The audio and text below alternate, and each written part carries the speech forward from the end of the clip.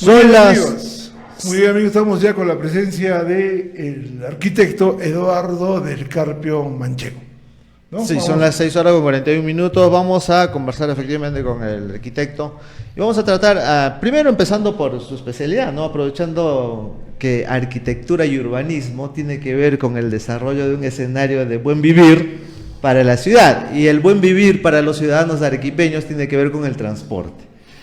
¿Cómo evalúa usted esta situación, este caos vehicular que hemos visto, la promesa, ¿no?, de iluminados capaces de solucionar los problemas que tenía nuestro alcalde, y finalmente el escenario que se va a ver hoy día, ¿no? Porque hoy día, a partir de presuntamente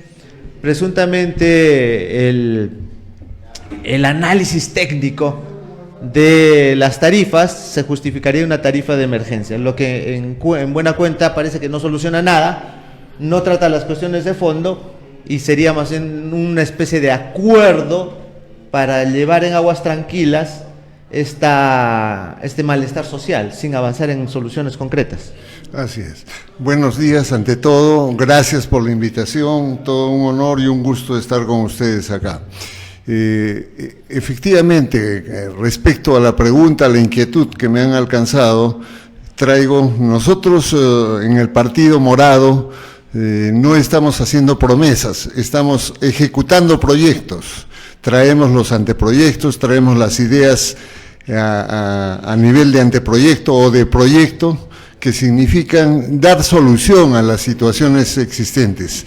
Nuestro candidato, el ingeniero Mesías Guevara, y el acompañamiento del expresidente Sagasti, que es el único presidente que no está detenido, nos exhiben una situación especial de no tener los delitos que han cometido muchos de los candidatos. Nosotros estamos blancos, con manos limpias, y lo que queremos es traer proyectos de desarrollo para todos, para toda la nación, para todos los peruanos, no para grupos nada más. En ese sentido, le está alcanzando un estudio, un aporte que estamos haciendo para ordenar el tráfico, el tránsito y el transporte en la ciudad, sobre todo en el casco central histórico y en el entorno del anillo que envuelve este centro histórico, como es la Progreso, Venezuela, Juan de la Torre y la Marina. Inconclusa por más de 50 años la integración de Venezuela con la Marina. El alcalde Velarde Soto, para los que lo recuerdan, fue el que ejecutó la avenida La Marina y continuó el alcalde Forga San Martín.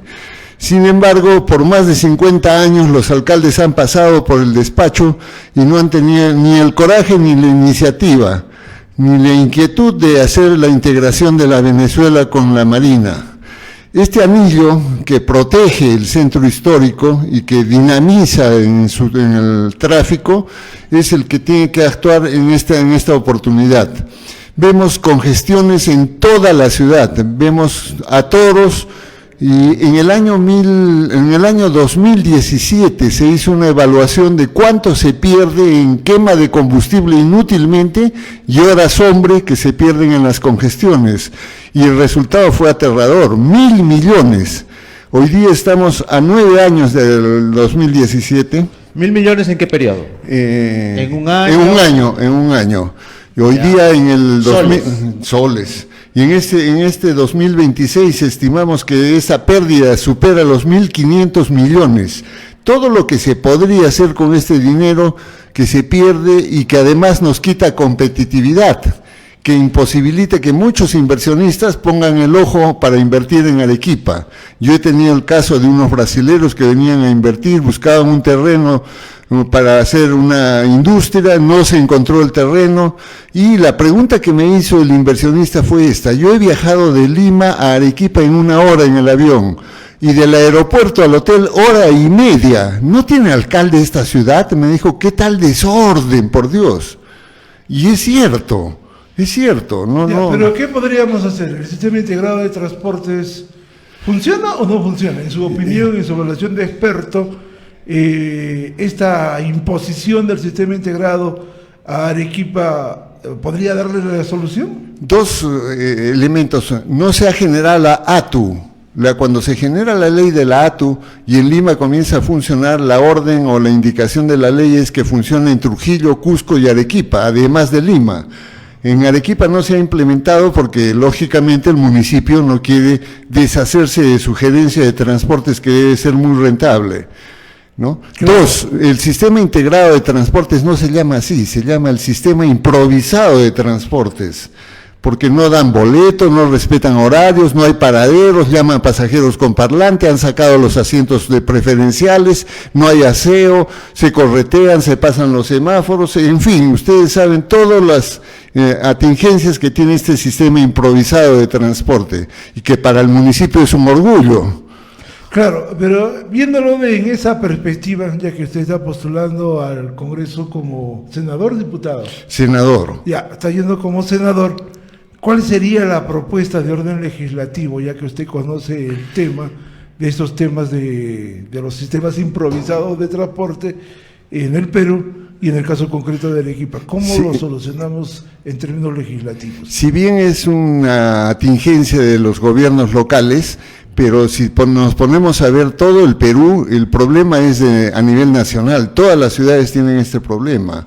Entonces, sí corresponde que el Congreso, a través de la Cámara de Diputados, proponga un proyecto de ordenamiento del transporte en todas las ciudades, y además de ese ordenamiento del transporte, debería de haber un ordenamiento urbano. Yo lo digo como arquitecto planificador urbano, en el sentido de que todas las ciudades necesitan un ordenamiento. Estamos en el Avelino y sabemos los problemas que existen en un ordenamiento urbano. Se han hecho habilitaciones en algunos casos clandestina, no se han hecho los aportes, no hay una articulación vial, existe un desorden absoluto en cuanto al equipamiento. ¿Qué sucedería si hay un incendio? No hay una estación de bomberos cerca o disponible para todo este entorno y enclave comercial, que es el más grande del sur del Perú. Arquitecto, pero en realidad eso es toda la ciudad, ¿no? Por ejemplo, si hay un terremoto, ya se ha dicho, Arequipa no tiene zonas de evacuación, o sea que la tenemos que soportar completa y los que sobrevivan reconstruirán Arequipa si es que llegan a sobrevivir.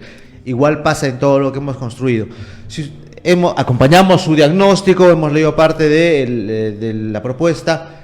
El Congreso de la República, a través del Senado, no tiene iniciativa legislativa. No. Entiendo lo que usted tiene, a partir del diagnóstico que ha hecho, es, digamos, una cuantificación. ¿Cuánto costaría en Arequipa implementar un sistema que permita mejor calidad de vida en términos de seguridad, vialidad y protección del centro monumental, centro Hay un histórico? detalle muy importante. Cuando Arequipa celebra su cuarto centenario, se genera la urbanización cuarto centenario, que todos la conocemos, el Estadio Melgar, el Colegio Independencia y la Parada, que fue un mercadito que después fue evacuado, sacado hacia Tingo. En el otro extremo se hizo Selva Alegre, el hotel de turistas, que después ha sido concesionado, y el parque, que a pesar del siglo que tiene, sigue siendo el parque más interesante y agradable de la ciudad. Y en el sur se hizo el Vallecito y la cervecería. Todas estas obras fueron entregadas con respecto al cuarto centenario de la ciudad.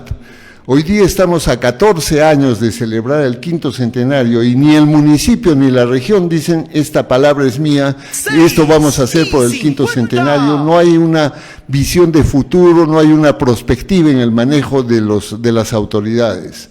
Entonces, Arequipa, nosotros a través del Colegio de Arquitectos vamos a proponer que Arequipa se convierta en una ciudad del primer mundo, que sea un Smart City.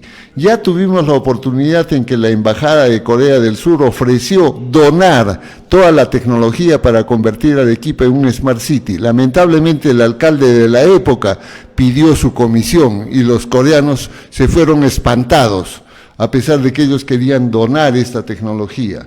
Entonces lo que proponemos es hacer de Arequipa un Smart City, en donde tenga que trabajarse cada detalle. Por ejemplo, el Avelino tendrá que ser un plan específico de lo que hay que reordenar para que esta área de la ciudad se convierta en una área agradable, con calidad de vida. Ya, pero realizar una ciudad inteligente, que fue, digamos, el eslogan de los anteriores alcaldes, ¿no? Incluso no estos, inclusive anteriores, ya. Así es. De la creación, porque estuvo muy de moda esto de las ciudades inteligentes, que fue caballito de batalla. ¿Qué implicaría? Usted dice que había una oferta de Corea. ¿Por qué monto? ¿En qué plazos? ¿Y cómo para el centro histórico, que es básicamente nuestra ventana al mundo? No conozco el monto, pero sí ha habido el ofrecimiento real de la Embajada de Corea del Sur para donarnos la tecnología del Smart City. Un Smart City quiere decir que nos vamos a convertir en una ciudad del primer mundo, con todas incluidos los riegos por goteo para las áreas verdes, la seguridad, el alarma donde uno está caminando y ve la posibilidad de que lo van a asaltar, uno aprieta un botón en su teléfono y ya está la seguridad cerca de uno, cosas de esas, ¿no? Que es las ciudades inteligentes. Claro, pero la oferta ya está hace varios años, el Colegio de Arquitectos va a presentar, usted dice, va a plantear retomar esta iniciativa de las ciudades inteligentes. ¿Cómo se podría impulsar desde su posición ya de senador el que esto se concrete?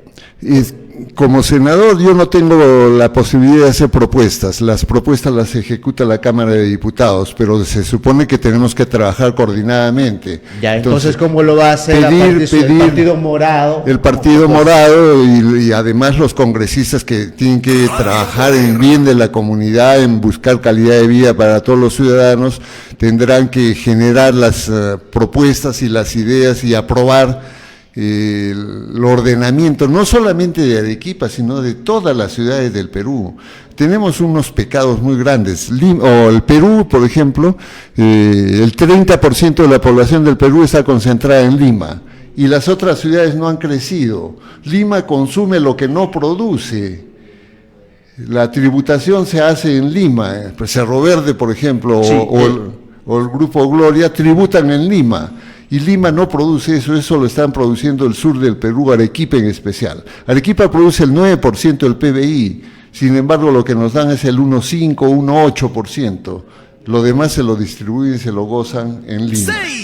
Pero es que tenemos un estado representativo donde hay zonas que son pobres y que por eso precisamente existe la redistribución de la riqueza, porque si no sería abandonar a regiones que mueran y estén como barcos a la deriva, mientras otras regiones administran capital. Y en el caso de Arequipa la administración de recursos no ha sido precisamente eficiente, ¿no? O sea, eso no garantiza, digamos, esa proporción que usted nos señala de redistribuirse, no garantiza, primero, ejecución presupuestal de mejor calidad, y segundo, que las regiones que ahora son subsidiadas gracias a la riqueza de otras regiones logren algún nivel de desarrollo. Todo lo contrario, el caso más palpable, ya no yendo al extranjero, es la falta de redistribución de riqueza que tiene, por ejemplo, la provincia de La Unión.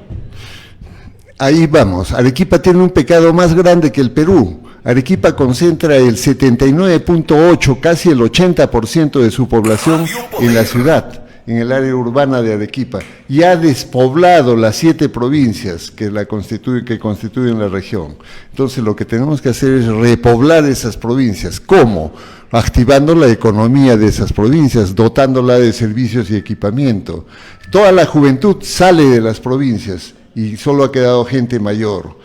Y una inquietud, por ejemplo, cuando hemos hecho el diagnóstico de los párrocos, es que toda la gente mayor de las provincias, llámese Cotahuasi, llámese Chuquibamba, etcétera, se dedican a la bebida después de las labores en el campo.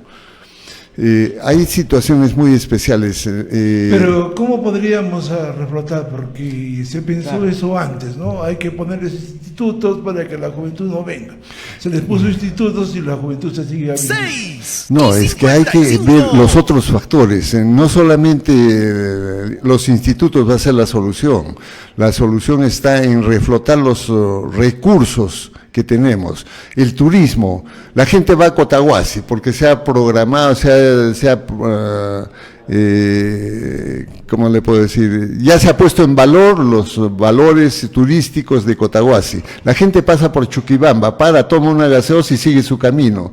Da la espalda a todos los recursos turísticos que también existen en Chuquibamba. Claro, pero pero eso no cambia más o menos el cuadro, ¿no? Son sociedades más o menos rurales, su actividad principal sigue siendo la agricultura. Obviamente ahora está entrando la minería artesanal, informal, ¿no? De repente eso podría ser un factor que podría ser considerado para que la gente no se venga a la capital. reflotar los recursos, por ejemplo, del turismo que mencionaba, y la agricultura de agroexportación. Los cultivos allá son sanos, no están contaminados todavía con los fungicidas y los pesticidas.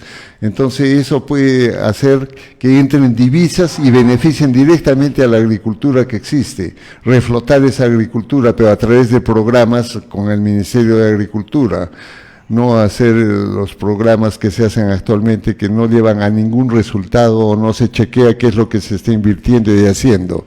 No se trata de regalar dinero, se trata de invertir para poder potenciar los recursos que tenemos. Ahora, uno de los aspectos, disculpe Elías, uno de los aspectos fundamentales de los cuales adolecen la mayoría de candidatos, inclusive es motivo de evaluaciones por analistas, es que las propuestas son, digamos, muy interesantes, los diagnósticos son muy profusos y hasta profundos, pero los análisis de costo son nulos. ¿Tiene usted un análisis de costo que desmiente esa versión?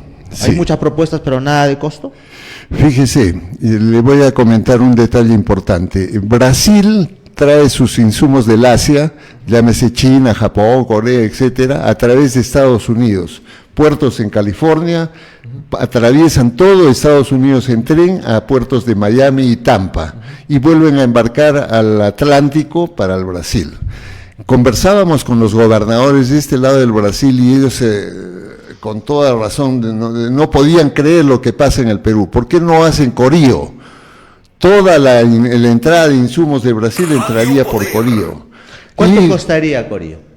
Corío debe costar unos 7.000 millones de ingresos, de entrada, porque después va a tener que seguir ampliándose. El proyecto de Corío incluye astillero, petroquímica, puerto de cruceros. Por ejemplo, el puerto de cruceros. Yo le digo, un puerto de cruceros es el turismo más adinerado del mundo, que deja muchísimas divisas, un anteproyecto de un puerto de cruceros.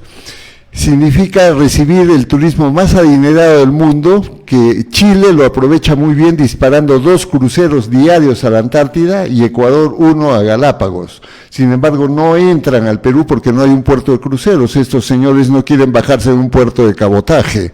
Quieren un puerto de cruceros con hotel 5 estrellas, restaurantes, etcétera, y la posibilidad de movilizarse inmediatamente. En el sur del Perú aglutinamos la mayor cantidad de recursos turísticos, llámese Cusco, Madre de Dios, Puno, el mismo Arequipa, que es patrimonio de la humanidad, los cañones más profundos, etcétera. Si este turismo lo ponemos ¿y cuánto cuesta un puerto de cruceros? 200 millones. Los coreanos también querían hacerlo, el puerto de cruceros, y no ha habido la posibilidad de entablar y llegar. ¿Qué pasó con Corío? Le comento yo porque lo sé de cerca. Un coreano es el entusiasta que generó Corío, encargó a la NASA la ubicación, y los coreanos estuvieron conformes, encargaron a Harvard la elaboración del proyecto de Corío, regresan al Perú para pedir los terrenos y que se comience a hacer Corío. Cuando llegan a la región, lo primero que les piden es la comisión. Los coreanos se enojaron tanto que dejaron los papeles encima del escritorio y se fueron. ¿Y dónde se fueron? A Costa Rica. En Costa Rica han desarrollado la industria tecnológica. Hoy día Costa Rica fabrica computadoras, teléfonos y toda la tecnología electrónica.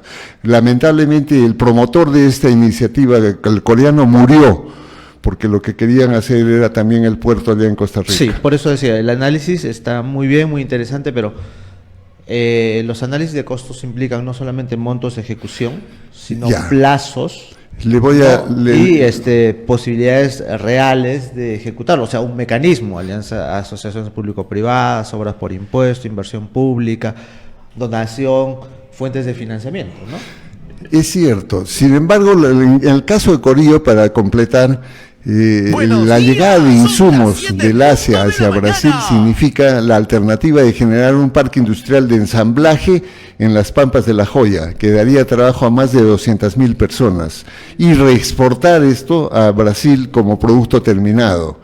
Brasil es la 6ª economía del mundo y tiene una población de 260 millones de personas que no estamos aprovechando, le estamos dando la espalda, no solamente en productos o el ensamblaje que puedan ser estos insumos que llegan del Asia, sino todos nuestros productos agrícolas que ellos no cultivan por el clima, por una serie de circunstancias que podríamos estar haciendo agroexportación a ese mercado tan grande. Vamos a ir a una pausa, arquitecto, por favor, nos acompaña para hacer una pausa breve, pues son las 7 de la mañana, con 1 minuto. O seguimos de lado, si es que todavía no tenemos, si se ha colgado nuestro equipo. Vamos a seguir de frente con la siguiente etapa. A ver, sí. Usted está planteando algunos escenarios, me parece muy interesante, pero creo que falta ver lo suyo. ¿Cuál es su compromiso ya como senador específicamente? Ya no solamente en el diagnóstico que hemos pedido en la ciudad, sino usted. Así es. En principio yo he analizado al Partido Morado antes de aceptar la nominación que me encargaban. He encontrado que todos los líderes no tienen problemas de juicios, de sentencias, de delitos, etcétera. Entonces se trata de gente con las manos limpias, un partido que tiene un programa y cuyo programa de gobierno ha merecido el primer puesto en los análisis que se han hecho de todos los programas presentados. Entonces he aceptado la nominación. Podía haber sido para diputado, podía haber sido para senador indistintamente. Me nominaron para senador, lo he aceptado en la idea de que, de acuerdo a mi experiencia, a los años que uno tiene, está llano y está listo para servir al país. En principio entrar a limpiar ese Congreso contaminado hoy día de mafias, de grupos, de repartijas. Ahí tenemos el problema de la salud, de la educación, cómo se está manejando hoy día. Eso no puede continuar. Si bien no tenemos iniciativa y podemos aprobar y tenemos que solo refrendar las leyes que vienen de la Cámara de Diputados, pero trabajar coordinadamente con la Cámara de Diputados puede significar ir generando los proyectos y las ideas para generar este desarrollo que necesita el Perú en beneficio de todos, no de grupos nada más. Sí, y en ese camino las cosas que usted está proponiendo me parece muy interesante, toda su experiencia en términos de su profesión de arquitectura y la mirada que puede servir para el país. Requerimos reordenar las ciudades, todas, ¿no? La visión que siempre plantean los arquitectos, en la idea de que debe haber una planificación, debe haber algunos ejes descentralizados en la ciudad, con todo el equipamiento urbano que se requiere. Y en esa perspectiva, la posibilidad de que el partido plantee ese tipo de propuesta para reordenar las ciudades, ¿usted cree de que eso debería ser una política de Estado, que deberíamos llevarlo hacia adelante? Sí, debemos de generar que Lima no debe de seguir creciendo, sino va a ser una extensión de pueblos jóvenes, de asentamientos desde Ica hasta Chancay. Lo que tenemos que hacer es desarrollar las otras ciudades. El caso de Colombia es muy diferente, tiene 4 o 5 grandes ciudades. Nosotros tenemos Lima y un montón de ciudades pequeñas. La más grande es Arequipa, con 1.200.000.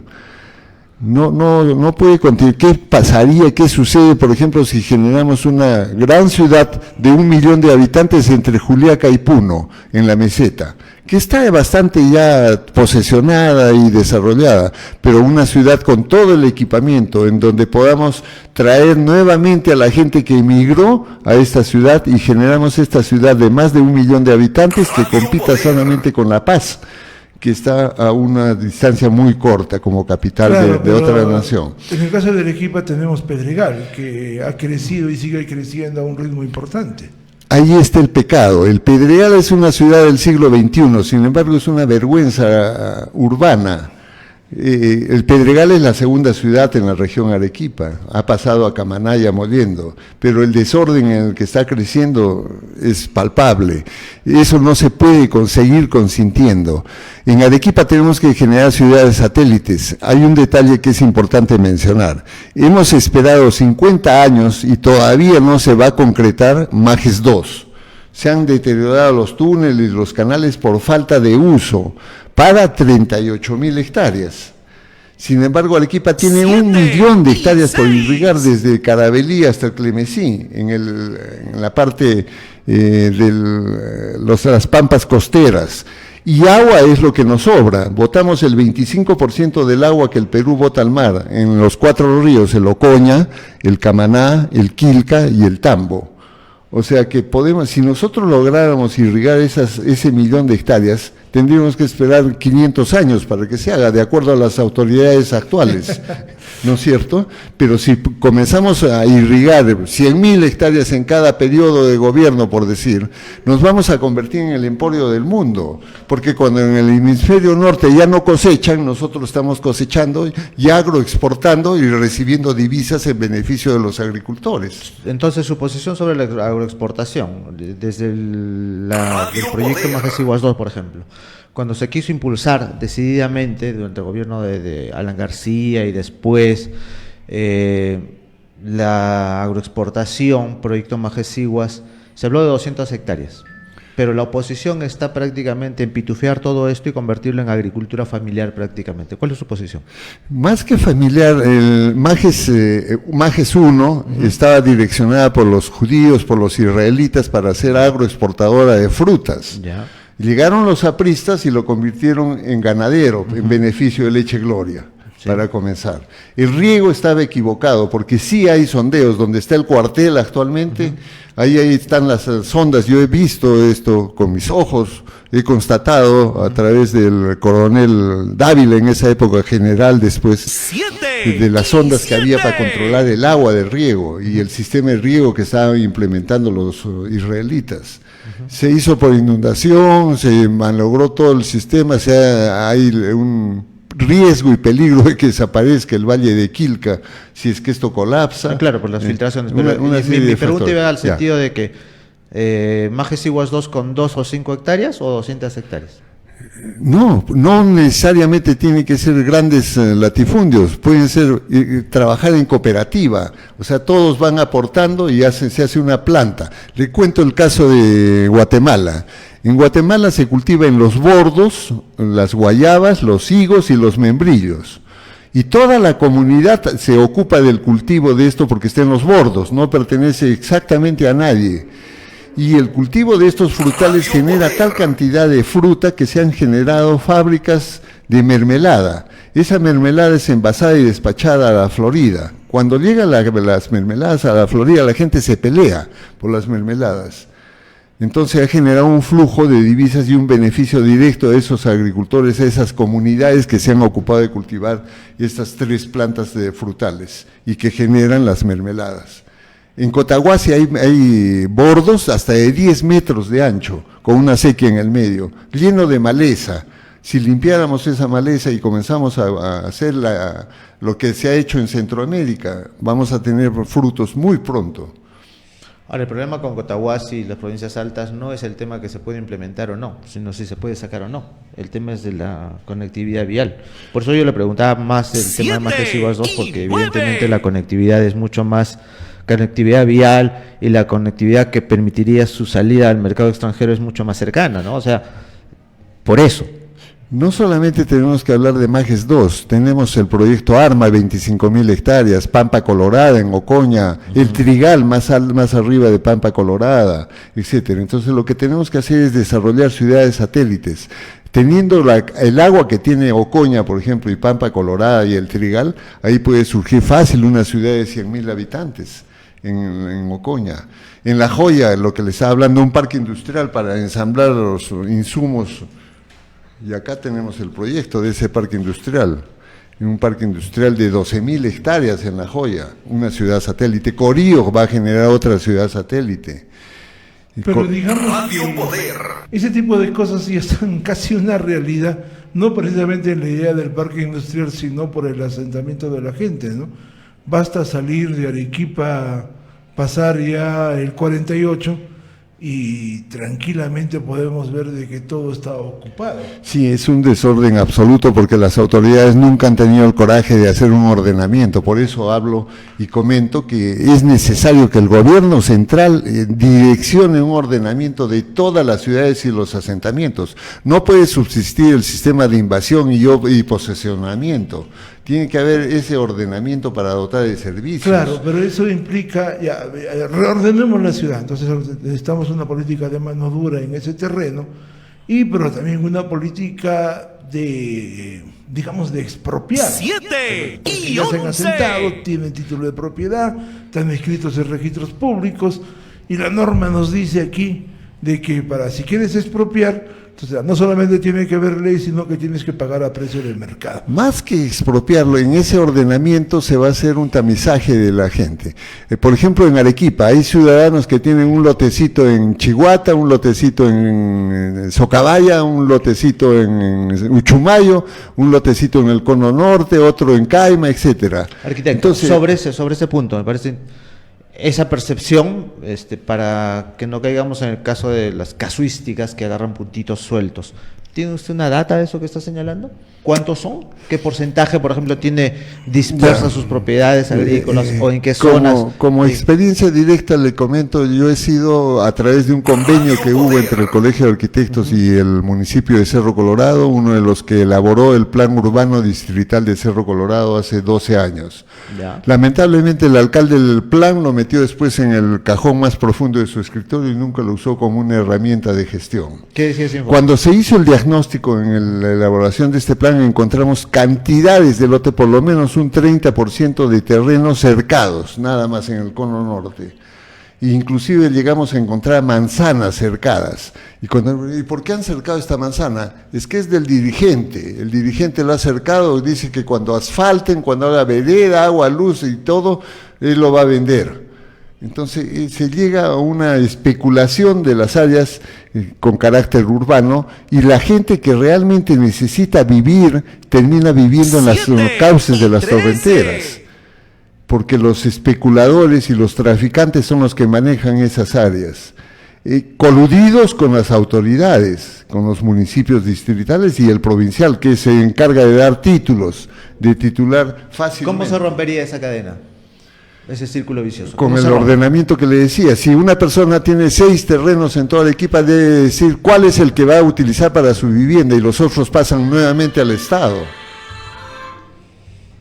Pero bajo esa premisa también estaríamos, por ejemplo, usted está diciendo, tienes varios, dime cuál vas a usar y los demás que pasen al Estado. Bajo esa premisa, usted también estaría justificando el argumento de los mineros ilegales, que si tienes 30 hectáreas de concesión, dime cuál vas a usar y el resto lo ocuparé yo. ¿No es desconocer la propiedad privada? No es desconocer, porque esa propiedad es estatal y no está regularizada. Entonces, en vez de regularizar y estar titulando a todo el mundo con 3, 4, 5 propiedades de especulación, porque lo que están haciendo es especular.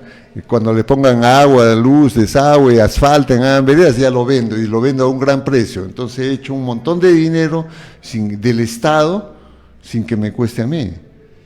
Esa función actualmente está bajo la Procuraduría del Gobierno Regional y tiene un área específica, ¿no es cierto? Los gobiernos regionales. ¿Alguna vez? Y no solamente este gobierno, todos los gobiernos regionales. ¿Alguna vez lo hemos propuesto? Sustraer esa facultad y que lo haga el gobierno central. Alguna vez lo propusimos al doctor Guillén cuando estuvo en su gestión y se rasgó las vestiduras. No podemos hacer eso. Claro, porque ese es el área de ordenamiento territorial. Así es, ¿y cómo van a tocar a los traficantes de terrenos que son sus ayayeros, sus cargadores?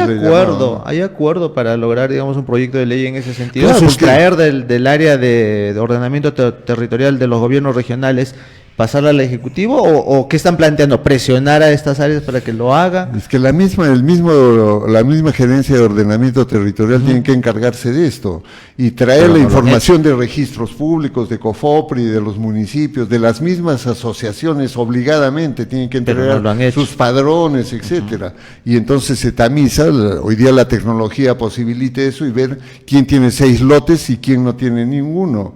¿Quién va a vivir en el cauce de la Torrentera o en uno de esos lotes? Claro, pero eso también nos trae a otro problema. Estamos aprovechando de su experiencia y por supuesto, de su conocimiento. Tenemos un caso concreto, ¿no? En el caso, por ejemplo, de la Torrentera Chullo, ¿no? Allí más aparece la empresa privada, la que ha invadido el cauce de la Torrentera, ¿no? Urbanizaciones y todos ellos los que han ocupado indebidamente estas áreas. Esas empresas han vendido, están inscritos en registros públicos, las personas están tituladas, pero requerimos, ¿no?, como ordenamiento territorial, a recuperar el cauce de la torrentera para que no vuelva a suceder lo que ha pasado. Entonces, eso requiere una intervención estatal. 7:16. Obviamente tiene que ser con ley y obviamente tiene que ser, además con recursos económicos. Entonces, la posición de que usted asume, dada su experiencia, ¿cuál sería la ruta por la cual podemos transitar para lograr efectivamente ello? Y la ANA preparó un proyecto de 26 tomos, me parece que lo entregó al gobierno regional, y donde claramente hace mención y se adelanta y dice: si la torrentera Chullo entra un día va a ocasionar todos estos daños, va a generar estos conflictos. Y el gobierno regional ni siquiera lee el documento, se lo devuelve a la ANA en el año 2020. Bueno, hemos tenido el tiempo suficiente para hacer las precauciones que debieron de tomarse. Hacer, por ejemplo, una cosa que no se está haciendo en las torrenteras, que yo lo he visto en el extranjero, son mitigadores de velocidad, hacer los desarenadores. Entonces el agua va tomando velocidad y se va convirtiendo en un cañón de agua, ¿no? Cuando llega a un sitio se baja los puentes, destruye y recupera su cauce, pero si hacemos mitigadores de velocidad la vamos tranquilizando el cauce del agua. No se hace eso. Venezuela, por ejemplo, cuando llega al mercado de productores es un cañón de agua, pero no hay ningún mitigador en todo el trayecto. Alguna vez que llegué yo del extranjero me acerqué al municipio a hacerles presente estos detalles y el encargado me dijo: pero el proyecto ya está aprobado, no podemos modificarlo. Oiga, usted le estoy trayendo un aporte, no una invención, yo lo he visto en otros sitios. No se puede. Bueno, pues dije, yo tengo la culpa de venir a traer ideas que no son mías, sino lo que he visto y que va a funcionar perfecto, que se necesita hacer acá. El problema de la torrentera de Chullo es grave porque los municipios han aprobado esas habilitaciones y la reducción de los cauces. Entonces son los responsables, a quienes primero debiera de procesarse a los que aprobaron los proyectos, a los que autorizaron esos proyectos, sin considerar los flujos que están medidos por la ANA del caudal que baja cuando llueve. Los riesgos que tiene Arequipa son grandes, son 3 terremotos, que no sabemos cuándo ocurre, lluvias focalizadas, como que han ocurrido 3, casi se lleva a la Venezuela una vez, en la variante de Uchumayo la otra, y el bajo grado, que esa vez que se pasó al barrio obrero, 3 lluvias focalizadas, y las erupciones, que no sabemos también cuándo o cómo va a ocurrir. En el caso de las erupciones tenemos un problema gravísimo, las torrenteras van a ser los cauces de evacuación de la lava, van a funcionar como drenes. Y hay un detalle más grande todavía: Arequipa tiene la suerte de tener torrenteras, sin embargo no funcionan nuestros sistemas de evacuación pluvial.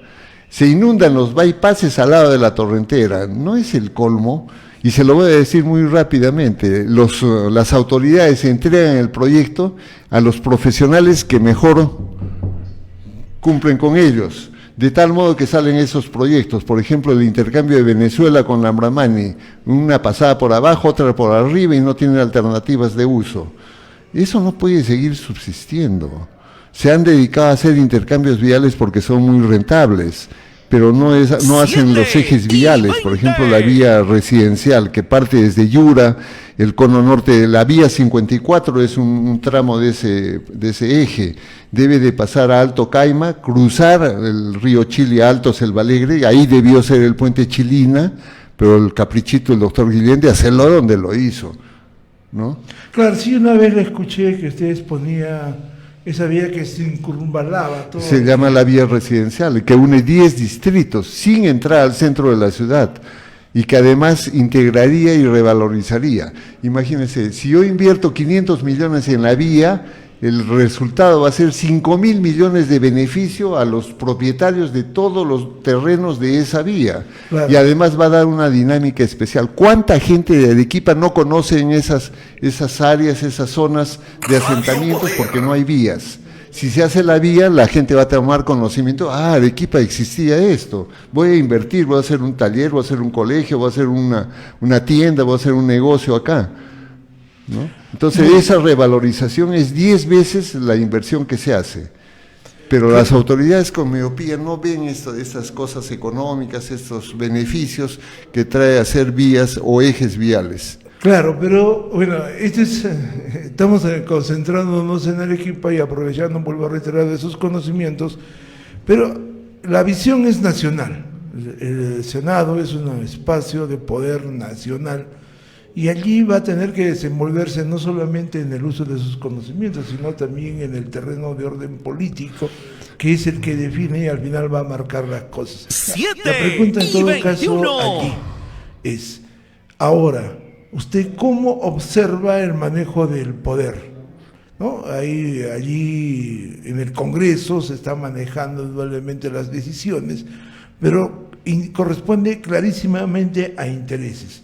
Esos intereses, ¿usted cómo los percibe y cómo, si está de acuerdo o los va a combatir? Vamos a comentar dos aspectos. La salud. El Seguro Social maneja un presupuesto de 17.700 millones que lo aportan los trabajadores.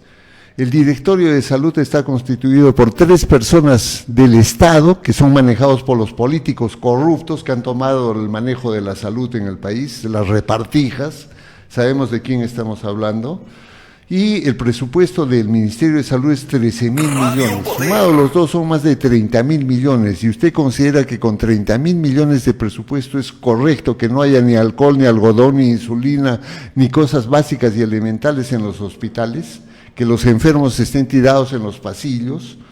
Pero eso normalmente ese es un presupuesto que se destina fundamentalmente a gasto corriente.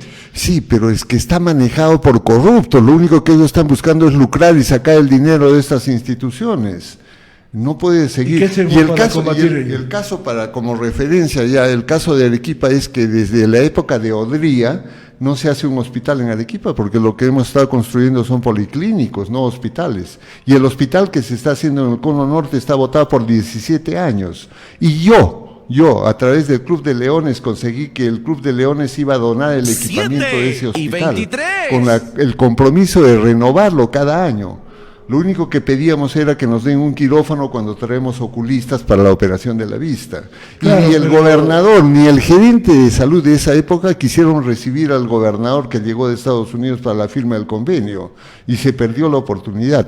Y en un hospital hay 3 factores: el edificio, la infraestructura, que es 1; 2 es el equipamiento, que muchas veces supera el costo del edificio; y 3 el presupuesto para que vengan médicos, enfermeras y personal al manejo de ese hospital. ¿Pero qué hacemos? Ya tenemos claro el desastre. El diagnóstico. ¿Pero qué hacemos? Reordenar y evitar las repartijas. Cada cosa debe manejarse transparentemente, y a los corruptos hay que darles las penas más severas, inhabilitarlos de por vida cuando se encuentre un corrupto en el camino. ¿Cómo es posible que... cadena perpetua sería... ¿Por qué no? ¿Por qué no? Están robando el dinero de todos, perjudicando la salud de toda la población. Y no, ellos no son inocentes, nunca hacen nada, no saben ni la tabla de multiplicar, pero sí saben cómo meter la uña. No, sí saben la tabla de multiplicar, porque no dividen, suman más bien. Suma, y quizás sepan la tabla de la suma.